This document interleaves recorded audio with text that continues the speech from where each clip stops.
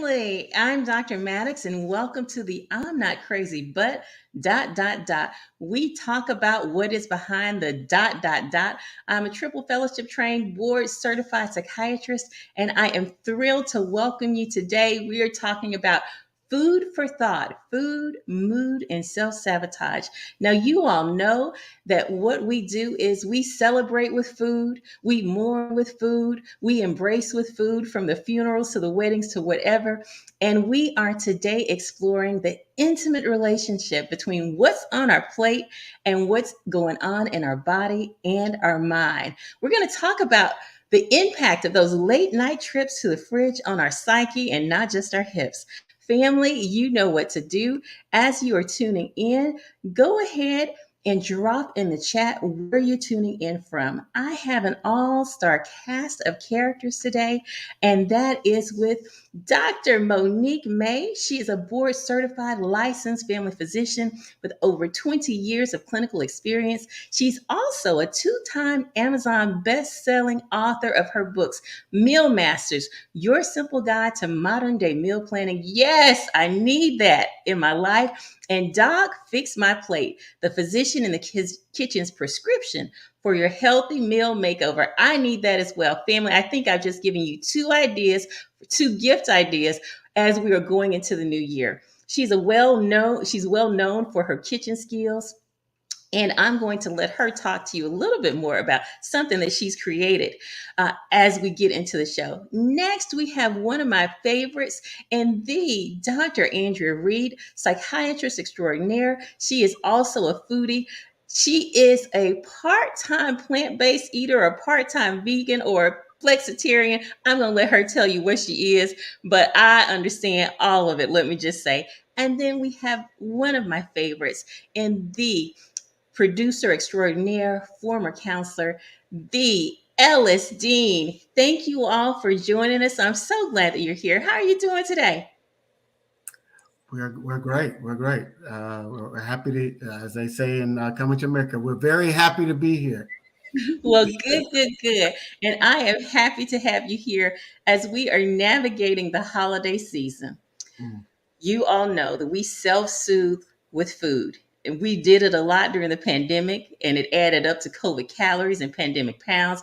And now, as we're going into the holiday season, we had uh, October 31st, Halloween. We had November, Thanksgiving, and now we're going into the Christmas season.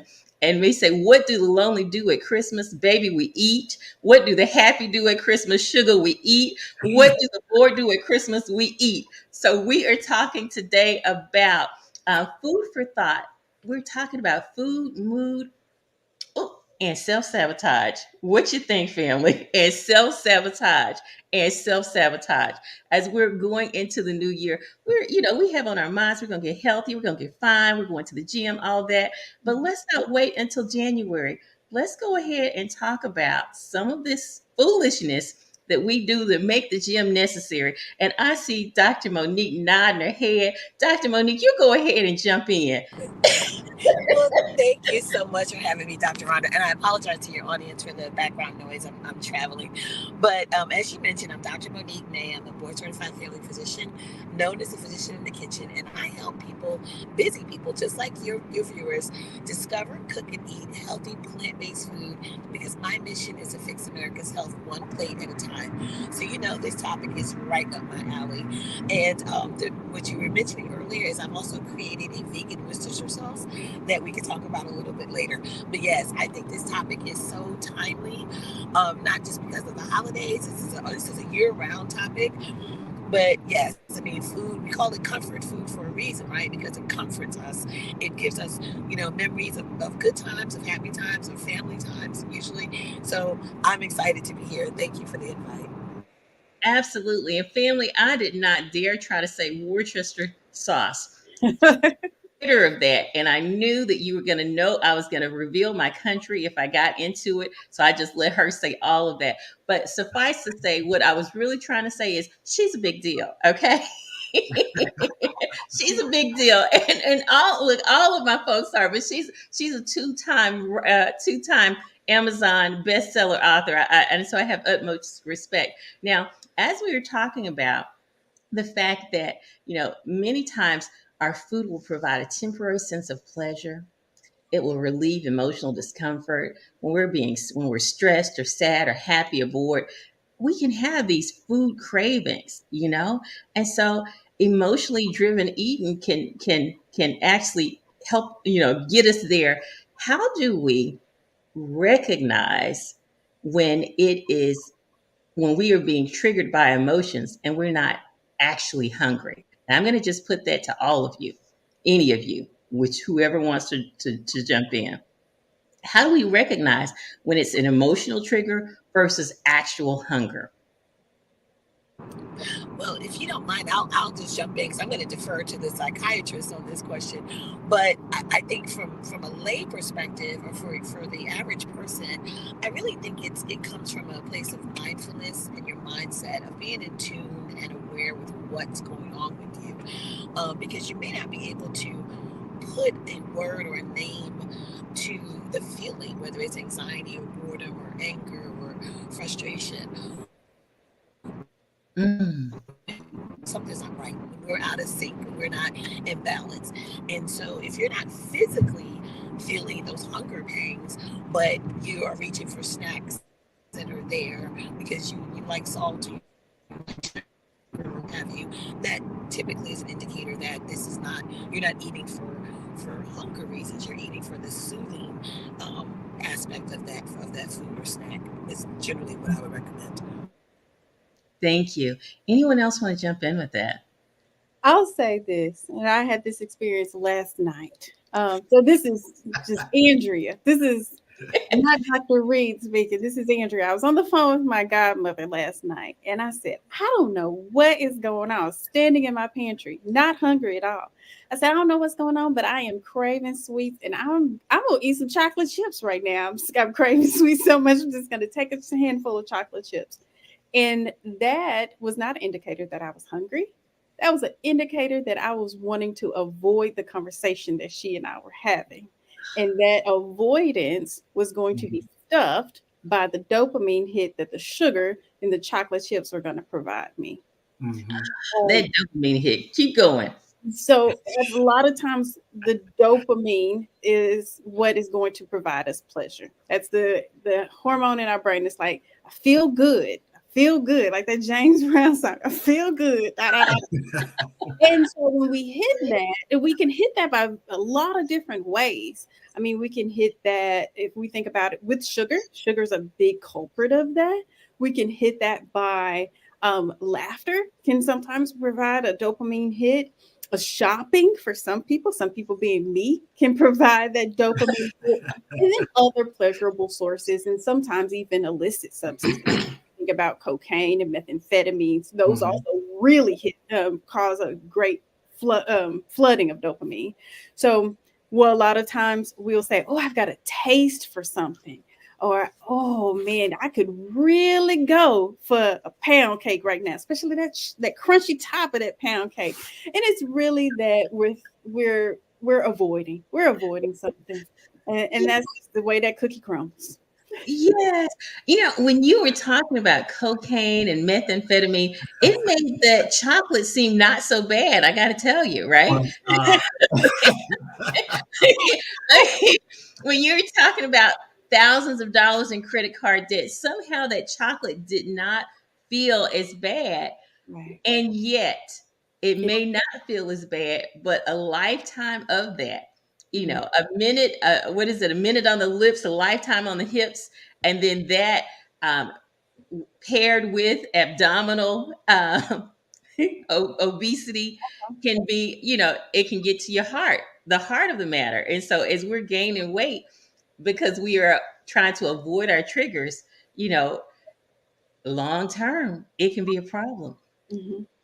Ellis, Dr. Monique, you want to add anything? Because I mean, you were my taste buds were climaxing over here. we talk about food, Doc. Calm down. So I think what we have to recognize, and I think Dr. Reed did a good job of doing it, is the pairing, right? And so we pair emotions with food. And so and you talked about at the top of the show, the sad thing is that we've paired a wide range of emotions with food. We've Mhm. paired joy with food. We've paired happiness with food. We've paired sadness. At a funeral, what do? You go to the repast. What's there? Food. When you go to a tailgate to go to celebrate your favorite team, what's there? Food. When you go to the wedding at the reception, what's there? Food. So we pair all of these emotions with food. And so therefore, when we start to experience those emotions, guess what we want? Food. And so it is it's a learned response. We learn it very early. We get trained very early in our lives to pair food with all of these different activities that have a wide range of emotions. And that's why food addictions are very hard to break, because any emotion that we feel, fear, anxiety, avoidance, all of these things, we go, oh, what do? We pair it with food. And so when we're thinking about trying to change our food habits, our eating habits, we have to think about how we're experiencing emotions and find new ways to pair those emotions with healthier behaviors. Mhm. I'll also say that it's very easy to understand other addictions. I shouldn't say easy, but it makes more sense to say I'm addicted to a drug. I need to stop the drug. You can stop the drug. You can't stop food. We need food to live, and that's the hardest part about um, disordered eating and overeating. At times, it's just like, well, I need food to live. I've got to have some type of source of energy that's coming in. And that makes it difficult because sometimes you can have too much energy coming in or the wrong energy coming in. Yeah. And, Mhm. certain foods can affect, as you talked about, your neurotransmitter levels in the brain. Like, for instance, carbs can increase your serotonin production, they say, which contributes to feelings of happiness or well being. And so, this is why sometimes people, are in part why sometimes people crave carb rich foods when they're feeling down. And I think a part of it is just knowing, because many times we don't even know. We don't know the physiology behind it, or any of that, and that's irrelevant. What we know is I've had a rough day. I deserve a milkshake. Like and we put I deserve in there, Uh-huh. a A milkshake, doc, and we back on milk. I deserve a milkshake. And so we want the connectivity, and we want to avoid. And so now that we're putting it out here for all to see, how do we disentangle? And we haven't even talked about dehydration, because many times when we don't have enough water in us, we think we're hungry, and we're Mhm. really not. So let's throw that in the mix too before we go. Dr. Monique, I see you unmuting. Yes, because you took the words out of my mouth about mistaking thirst for hunger and what that involves, and then but along those lines as well is drinking those liquid calories, because anything other than water, of course, is going to have some amount of calories to it. So you want to make sure that you're not mistaking those two, but also what are you hydrating yourself with? Because actually, by the time you name that you're thirsty, by the time it raises to that level of you're thirsty, you're actually about 10% dehydrated. So it's really important to tune in. The other thing I would say is that I would counsel my patients keep food diaries. And this was something for, patients, they really want to please their doctors, right? As you ladies know. So they think that when they come in and their sugar, their A1C is not at goal, or their blood pressure is not at goal, or they haven't lost their weight. My patients would apologize to me. And I said, well, you don't owe me an apology. I'm still your doctor, and that's not going to change. You're doing this for how it's going to affect you. Because at the end of the day, as I used to tell my non-compliant patients, my toe is not going to get cut off because you ate double helpings at the buffet. Let's just be real. But we're doing this because we want you to be as healthy as you can. And getting or keeping a food diary, 2 weeks, it doesn't have to be a long, term thing. It doesn't have to be anything fancy. But this goes to pairing what you're feeling when you're eating. Jot down what you're eating, where you're eating. Are you in your car? Are you at your desk? Are you with family, at a table? Are you sad, bored, frustrated? What's your spirit feeling like when you're eating? Did you even feel hungry? All those little things. What did you crave? Did you crave something salty? Did you crave something sweet? All of that, as much information as you want to put in there. And then over time, you can start to track patterns. What time of day was it? What was the weather like? Was it, seasonal depression? All kinds of things can factor in. So keeping a food diary can help people start to identify, hey, when this happened at work, I went and ate a pint of ice cream. Or, I had a fight with my significant other and I, did whatever. So things like that I think are really helpful because I barely can remember what I ate yesterday, right? So when you're trying to do a look back, it's helpful just to have that information, in writing or on your phone or what have you, so that you can identify for yourself what your triggers may be, what the setting was, so that you can start to take an action to correct those things. Those are great points. And so, what I heard you talking about was identifying some of your patterns so that you can see your triggers. And then the other thing when you're doing this is you start to realize that those little bitty, itty bitty things start to add up.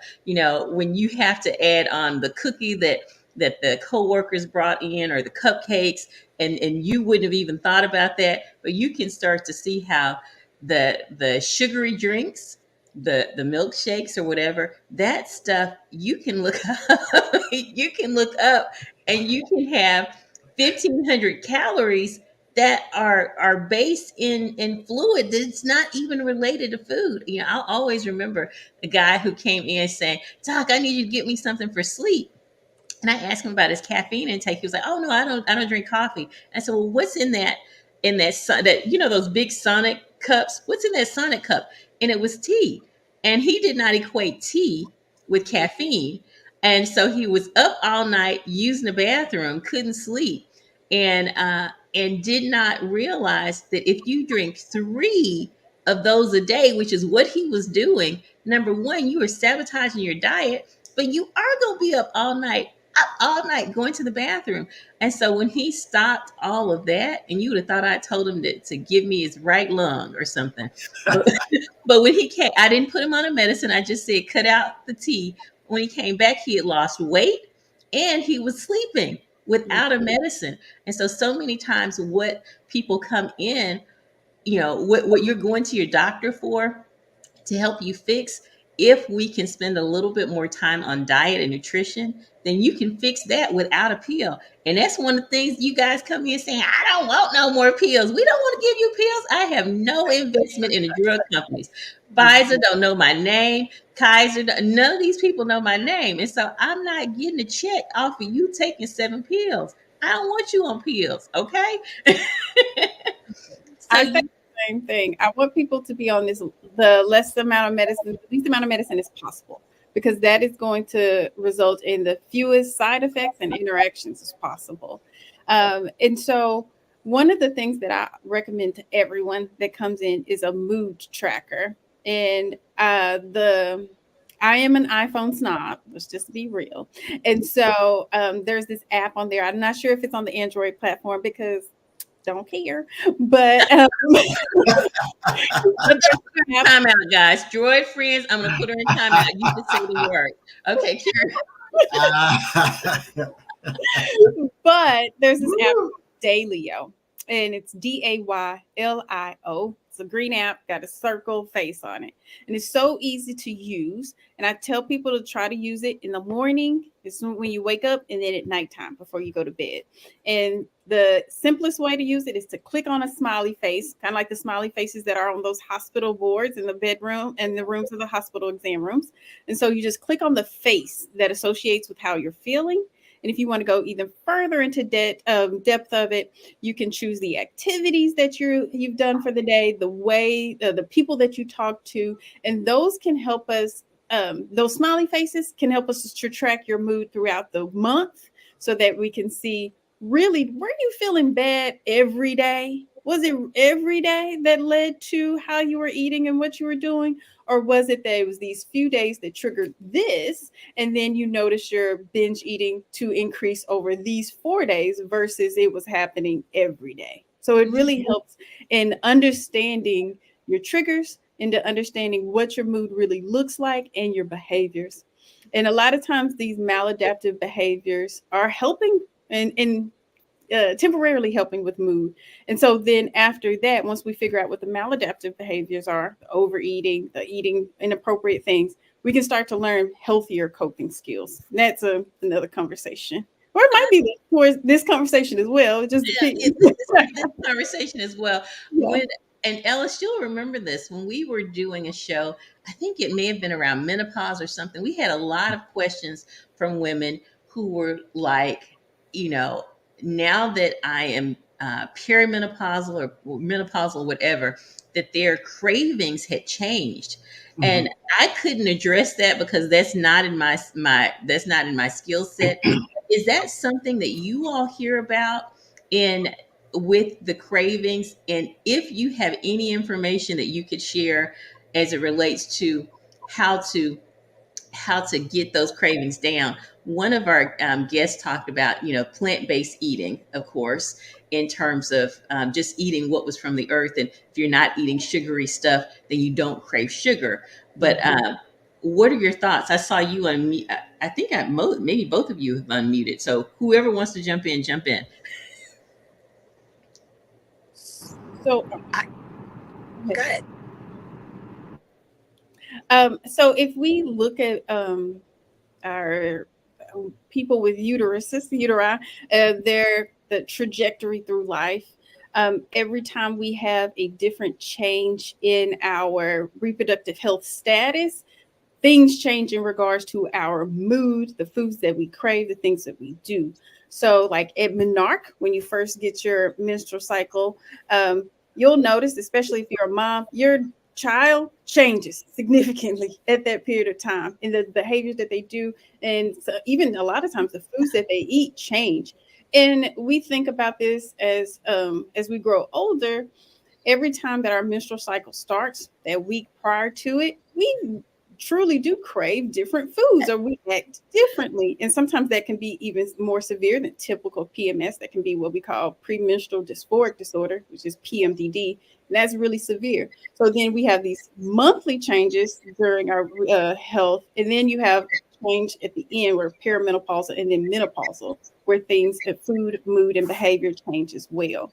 A lot of times the activities that we do can help with those cravings. So a lot of times if we exercise in the morning, we can improve our full day. We can improve our mood and the food choices that we make.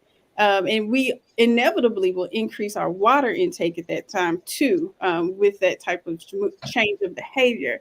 And so I always will tell people if they don't want to hear it, to increase their walking towards in the perimenopausal and menopausal state because it can change how you function and the food choices that you make. It does. Mhm. And I would just like to add a word about craving because not all cravings are necessarily bad. Some cravings are the body's way of telling you that you're missing something.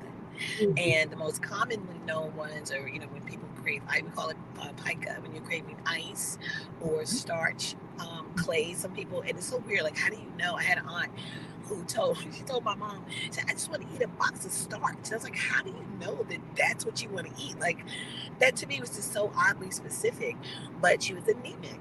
And so I would just recommend people make a note, or if there's a change in your cravings, like if you have the same cravings all the time, then that just may be you.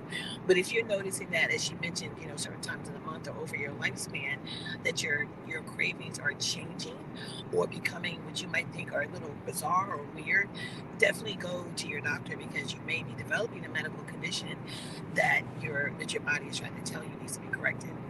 Mm, yeah, and it's interesting.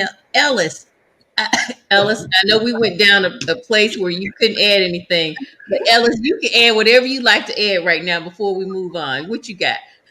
Well, yeah, I'm thinking about, since the show we're in the holiday season, we're getting personal. Mhm. I was thinking about my own personal um,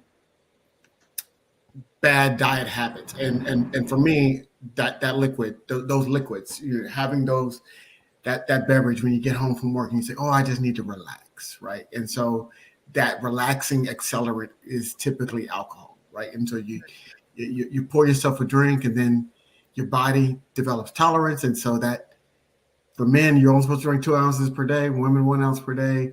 But you can get that in a drink, Mm-hmm. and then you need that second one. So now you've already exceeded your amount, and it's a lot of empty calories, right? And so when we're talking about those things, because you put the juices in there, and you put this in there, and you put that in there, and next thing you know, you start experimenting, and then you have to eat a meal on top of that, right? So now you've added thousands of calories that are empty for your body, no nutrients in there, and then you throw a meal on top of that, and then typically, I'm speaking, look, if I'm coming on your block, you ain't got to say amen. You can say ouch.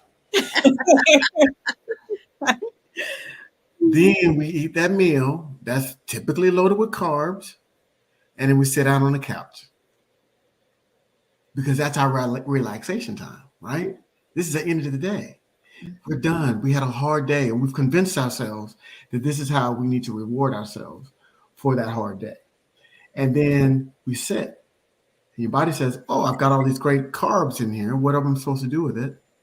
And you're sitting, so it says, "All right, let's store it," and then we get fat. And so that's really the cycle that a lot of us get caught into. And so what I need to do better, and I'm speaking, from reality, is what I need to do better is not having that after work drink. You could do something that could give you that same relaxation feeling that doesn't require alcohol or anything like that.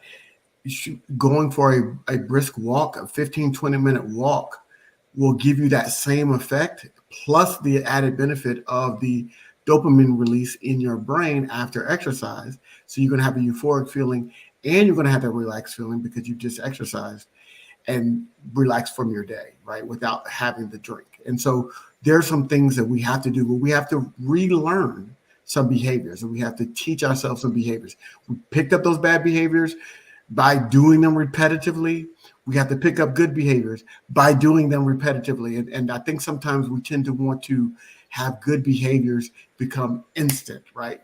Mhm. It took us years to develop those bad behaviors. We want that good behavior to be developed overnight. Like, this is not a realistic way to think about it. Yeah. But and there was I pulled up this picture. Hold on, let me if I can. I saw this on Instagram, and I thought it completely encapsulates how we approach our behaviors. And y'all can see that. Yeah. Okay. Now, Yes. I think the picture is self-explanatory, but just you see all the people in the line for the pills and surgery, right? Yeah. That's how we want to have our lifestyle changes. We want it in the pill, we want it in the surgery. We want it instant. We don't want to get in that line for the lifestyle change because that takes time and that takes energy and effort. And so we have to recognize that it took time, energy, and effort for you to develop bad behaviors. And it's going to take time, that same time, energy, and effort for you to correct them. And so apply that same energy. Well, like they say, keep that same energy. I need you to keep that same energy. And Absolutely. if I Go may ahead. just add super quick, because you said we don't want to leave Ellis out, but the men can't relate. But there actually is a male menopause for that gentlemen go through, and their hormone levels start to drop, and their body composition changes with more adipose and less muscle, and so they have a counterpart to that as well. So I just wanted to put that out there. It's not just Yeah, I menopause haven't is bought not just for women. I haven't bought my Corvette yet, so I think I'm still. I don't think that's necessarily one of the clinical indicators, but Look, you telling me? Look, all the old men I see running around with these Corvettes trying to relive their youth. I love Yeah. it. I've been told that it is easier to get a person to change their religion than it is to get them to change their diet, right? Mm. And so the thing though that we're hearing, I think that the theme that we're weaving through today's discussion is stress will trigger us. Wanting to avoid uncomfortable emotions, wanting to not sit with whatever has happened, we will distract ourselves sometimes with poor dietary choices. So now that we know that stress and hormones are involved, what do we do about managing our stress during this holiday season so that we don't continue to perpetuate it, what we already know is happening? And I see you smiling, Dr. Reed. Go ahead. The simplest answer is saying no. A lot of times we overcommit ourselves, especially during this time. There's a holiday party every Thursday, Friday, Saturday, up until from now until New Year's. And you want, if you're a person that's FOMO, that doesn't like FOMO or fear of missing out, then you're gonna want to commit to every one of them. And committing to every one of them means that you have to say no to something else that is beneficial to you or is important to you as well. And so when you say no to those other things, that creates an environment of stress for you. You have this level of stress. You go to these holiday parties that are oftentimes a celebration with food, alcohol, and sometimes dancing, a lot of times not. And so then you increase your calorie intake. That's not always the healthiest calories, and you increase your sedentary behavior. And so you set up an environment for weight gain, or at least disordered labs, blood work, and so saying no is probably going to be the most important thing to do. And it's okay to miss a party or two, because a lot of times the same people going to be at the next one.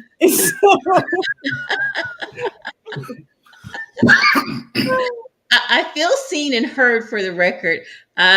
I will tell you, Nancy Reagan taught us that just say no is not an easy strategy. It is easier for us to say supercalifragilisticexpialidocious sometimes than for us to say no. Now, with the fact that we know we're going to be hitting up those parties, I'm going to ask you all: Are there some?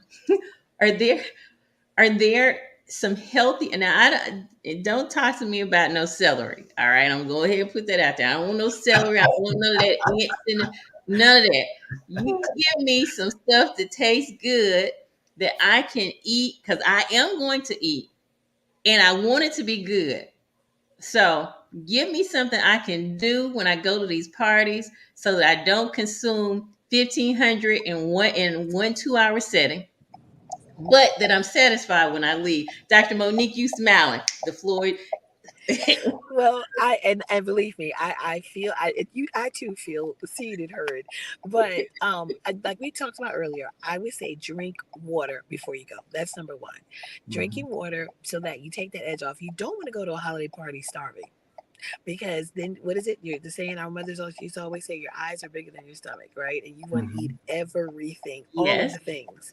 So take the edge off by actually eating, drinking some water, and actually having a high fiber snack like an apple or something with complex carbs in it. Because that way you are, again, not likely to want to indulge as much. And also kind of set like a food budget.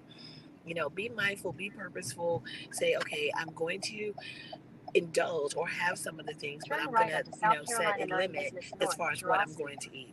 And then look for, it's not just celery. I mean, there are lots of other dishes. And if you're purely vegan, then your options may be limited to just vegetables, because if they're having charcuterie boards with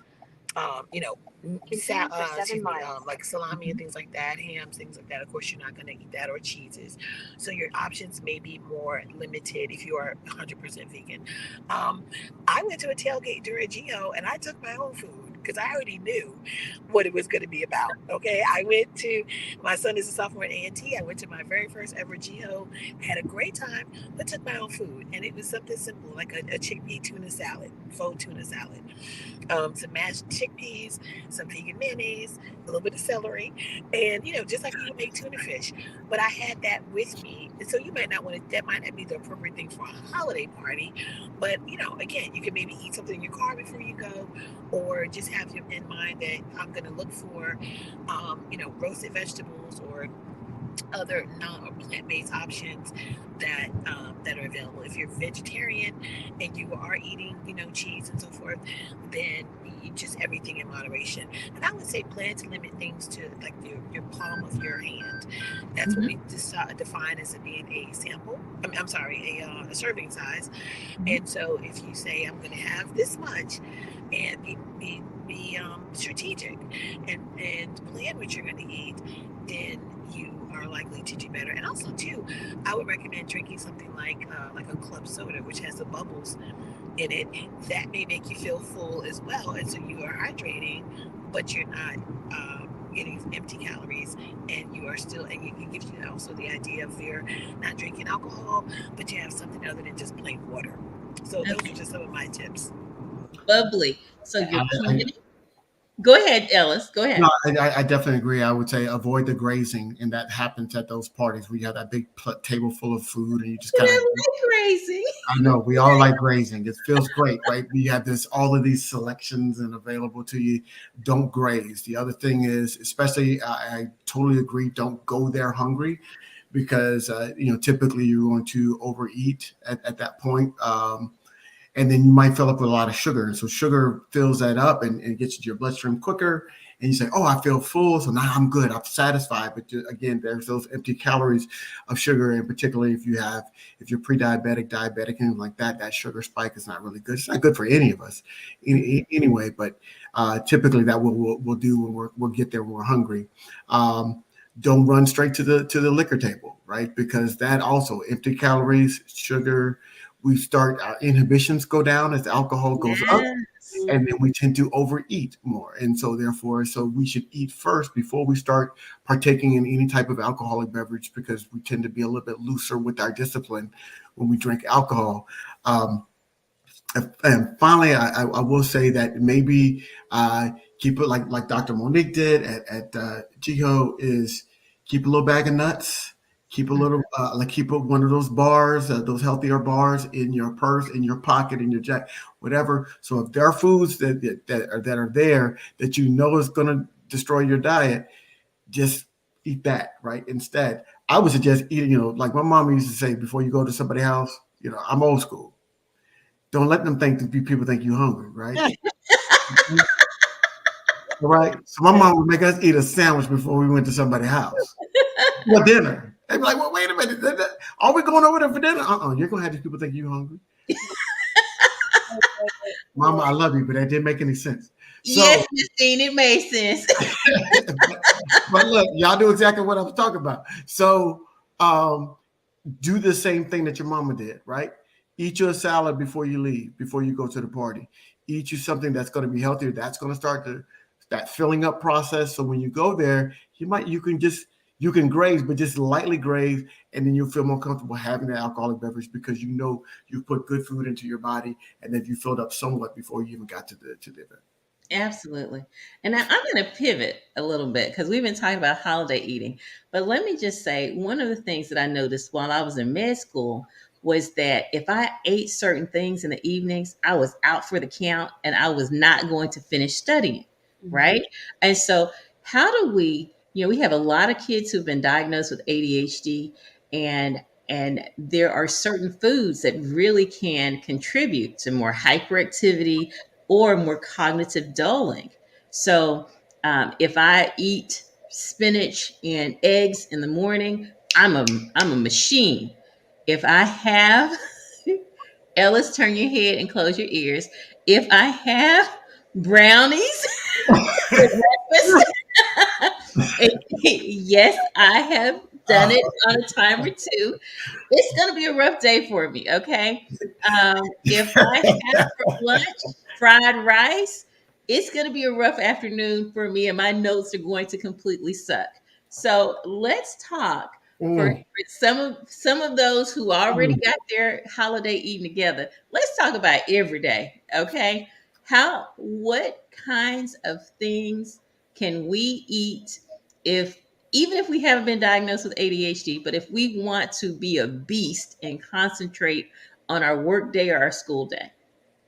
Can we start with the knots? Because I know we can start with what we can. We, you Because gave I us a you gonna say you milk gave us a great day. start on what not to eat, and let's not eat brownies in the morning. How about Very good. That's good. One of my favorite things to tell people to eat in the morning is nuts and berries. Those two are going to be very helpful of getting you some really good nutrients. So some almonds, some walnuts. Um, Sometimes I'll eat cashews because I really like cashews. It tastes great.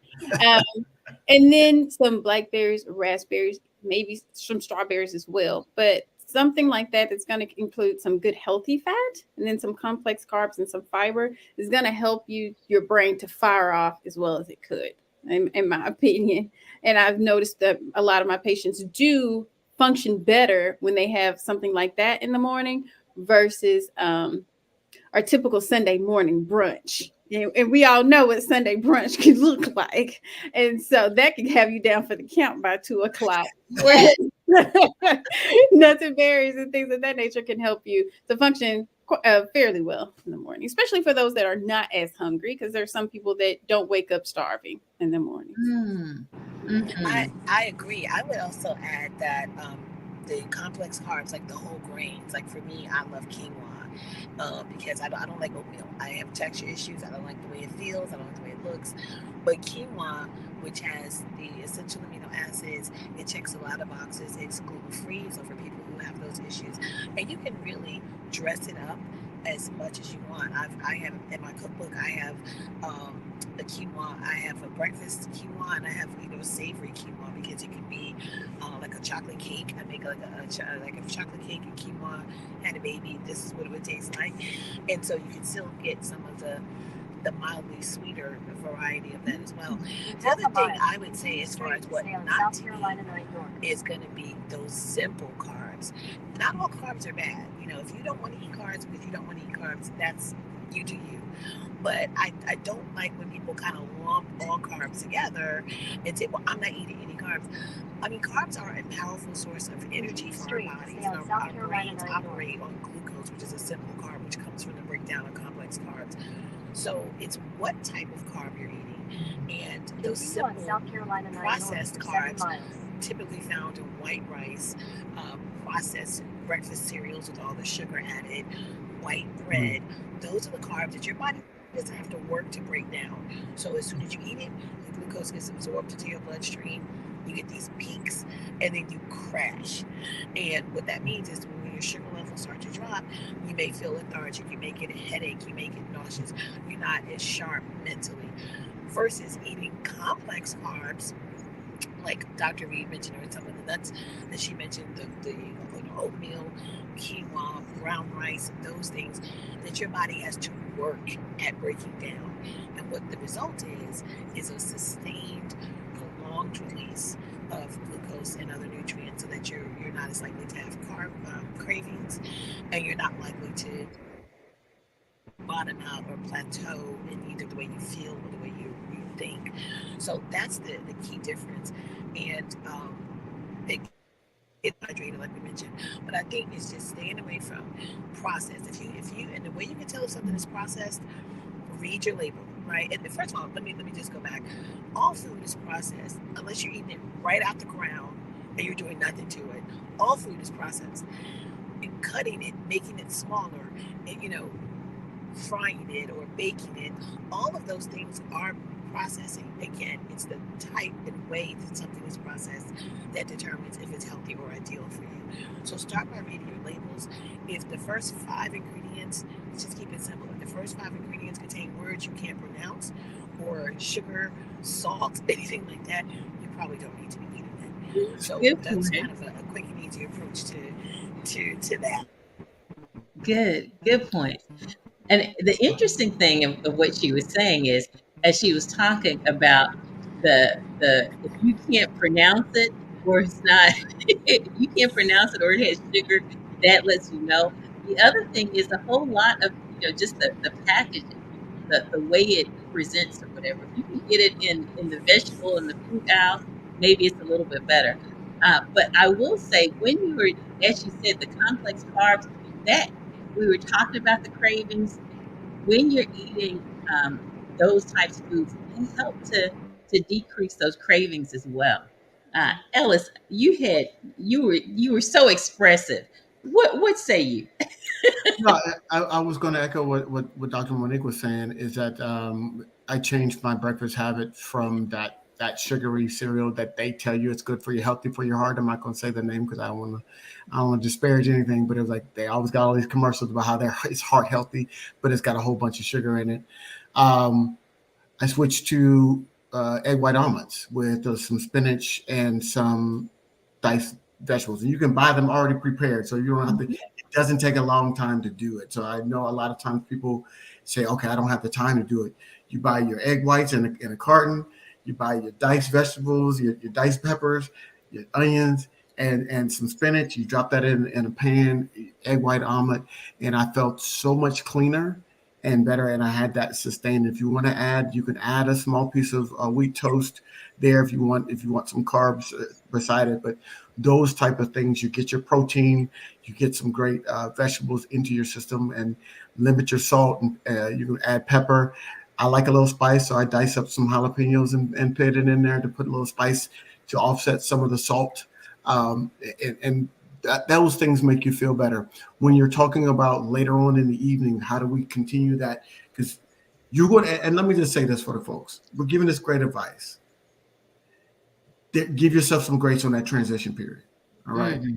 Just say that straight up, because it's not going to feel the same way as your coffee and your muffin. Mhm. It's not going to feel the same as your coffee and that donut. I'm just going to tell you straight up. Over time, your body's going to thank you. But at least initially, what you're going to feel is more mental than physical. But you're going to somaticize. I'm using a big word right there. We're going to somaticize what's happening in there. Oh, it's not the same. I miss my donut and my Danish and my. No, you don't. Your body doesn't. Your body's just adjusting to. Oh, well, you put something new in. So give yourself some grace on that. Keep at it. Again, what do we say? It takes time, effort, and energy to develop bad habits. It's going to take that same time, effort, and energy to get rid of them. But I promise you. And then in the evening, what I typically do is what Doc is talking about: the quinoa, the complex brown rice, smaller hand-sized portion or less, table a plate or a bowl full of vegetables, as little processing as possible, maybe a little olive oil, garlic, whatever. And then and I'm like you, Dr. Red. I'm a flexitarian. For those of that don't know, that means you eat a little piece of meat, So, so, but what I do is I take that chicken breast, that boneless, skinless chicken breast, and instead of cooking the entire thing, because you feel the desire from your mama again, Mhm. your plate. What you do is you cut it up into smaller pieces, and you're going to find yourself eating about half or less than half of that chicken breast, because the smaller pieces you eat more, you mix it in with the vegetables, and then over time you're like, oh, I didn't eat the whole thing, and now you can reduce your meat intake. So those are some tricks that I have employed over the past several months to change my eating habits. Finally, I will say this: do not get seduced by what you see in the mirror in terms of your body, right? Some people's bodies are going to be naturally thin. It does not mean that they don't have health issues. Some people's bodies are going to look a little bit fuller, a little bit fluffier. Some male bodies look a little bit more muscular than others. Please, please, please go to your primary care physician and get your baseline numbers. And that number is not on the scale. That number is based on your blood pressure, your waist circumference, your blood sugar. Those numbers are your cholesterol. Those numbers are the numbers that I'm talking about.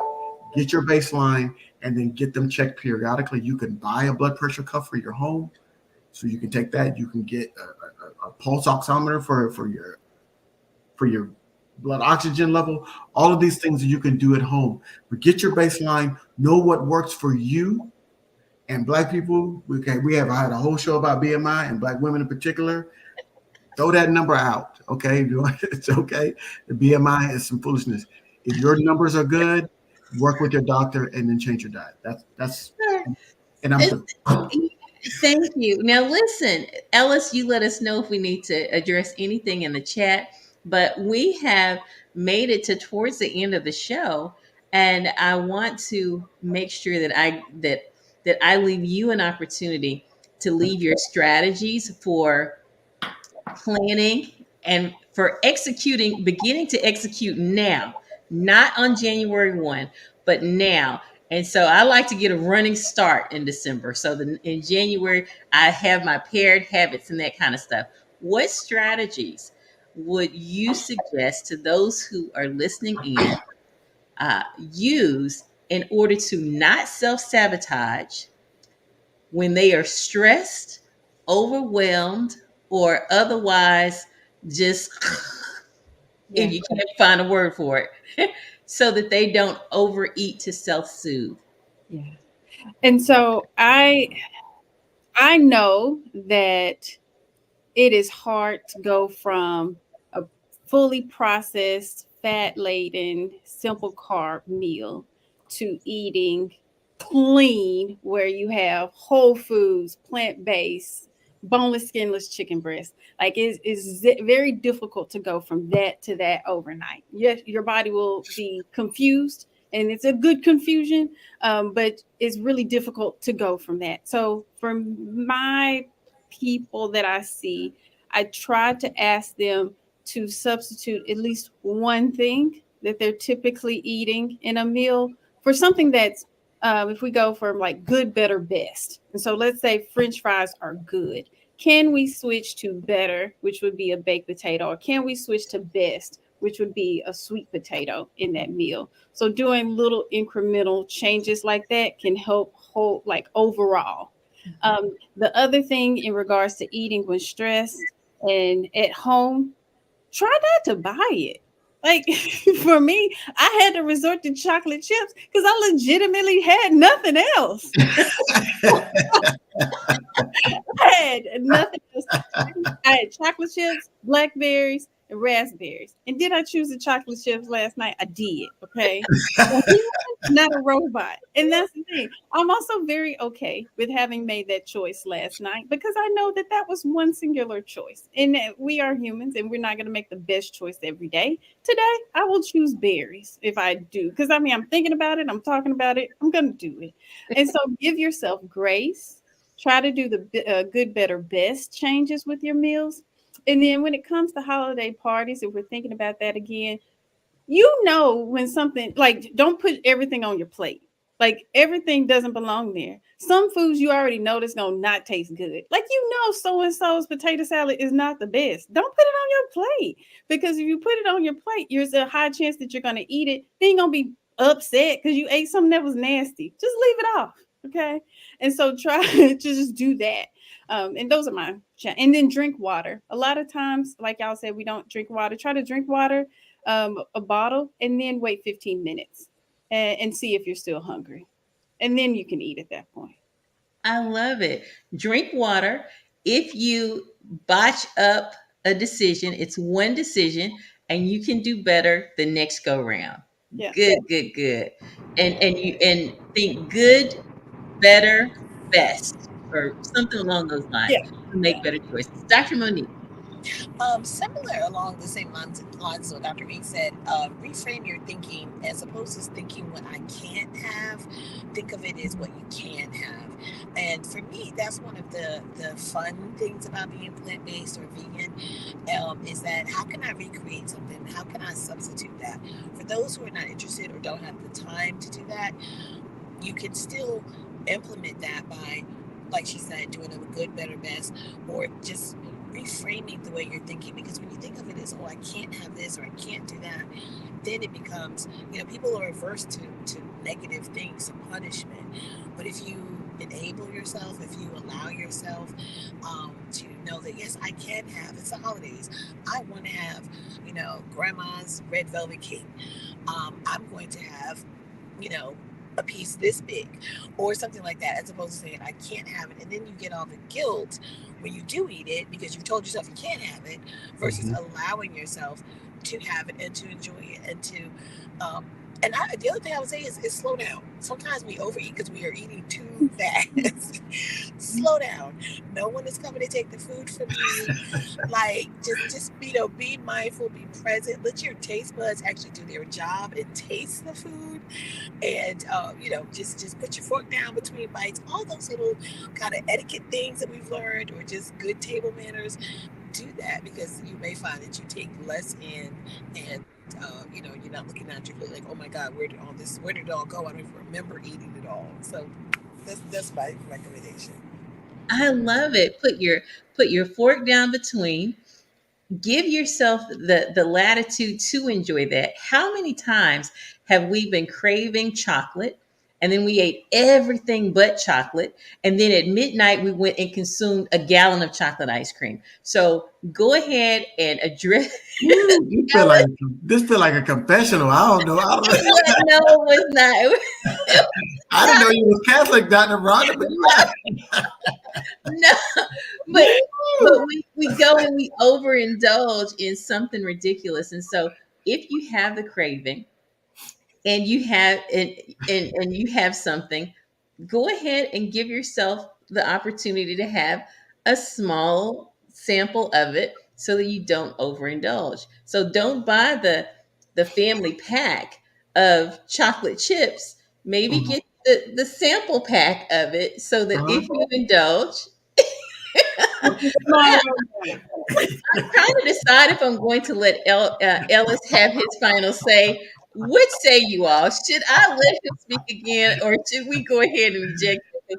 I feel the shade. I don't know. This is support. I'm your accountability partner, Dr.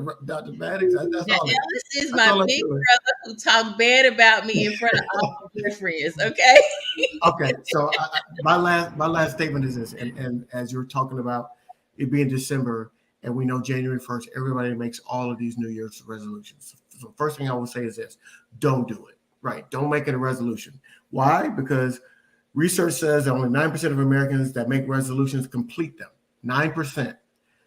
In fact, research goes on to show that 23% of people quit their resolution by the end of the first week, and 43% quit by the end of January. So you're already at almost over nearly 50% of people are done by the end of January.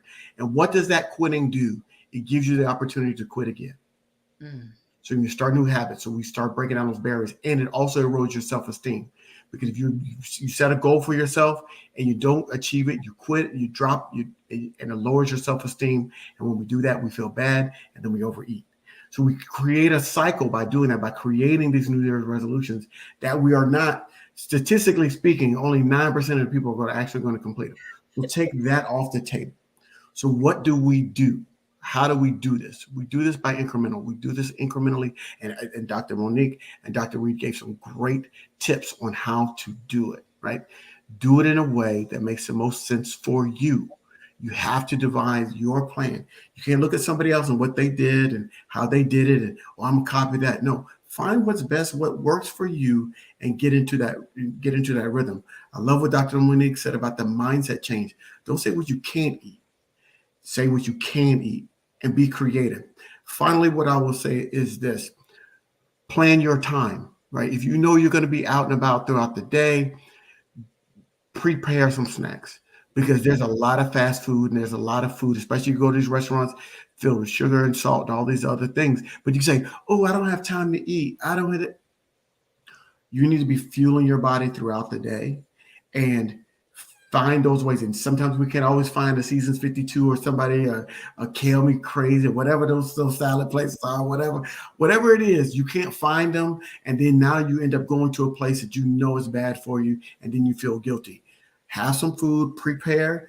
Dr. Monique, she was going to a HBCU homecoming tailgate. Okay. I have not seen any good food that's good for your body at an HBCU homecoming tailgate. Okay, it doesn't happen. They don't go together, like they say. They don't go together. So plan your time, plan your meals, be prepared if you're going to be out and about throughout the day during shopping or whatever season. Make sure you have some snacks to get you through to where you can get back to your healthier meals to help prepare and fight off the temptation for what's happening. So get rid of the resolutions, plan your time, and make sure that you're fortified mentally so you don't erode your own self-esteem. Family, you heard it here first. We have amazing experts, Amazon bestsellers. We have flexitarians, pescatarians, vegans on here. So you have no excuse for, oh, it did not apply to me. Yes, it does. Go on and share, because you know that you need this, but you need it for now and later. So share it with your friends, and then you come back to it now and later. And family, we just thank you. Would you please join me in giving a whole lot of likes, love to these amazing experts who shared $300 worth, $450 worth, $600 worth of their time with us right here? Because if you checked in with either one of these ladies, I promise you, 350 is the smallest amount you spend. So they just gifted this to you. This is your early Christmas gift. And go get Dr. Monique's books, okay? She's a physician in the kitchen. Reed and Henderson, Dr. Andrew Reed, our own Ellis Dean. We appreciate you all for coming. Step outside of your comfort zone, make an impact, and prepare to walk into the new year the healthiest version of yourself. I will see you same time, same place every Thursday from 11 a.m. to 12 p.m. Central Standard Time, 12 to 1 Eastern. Bye bye.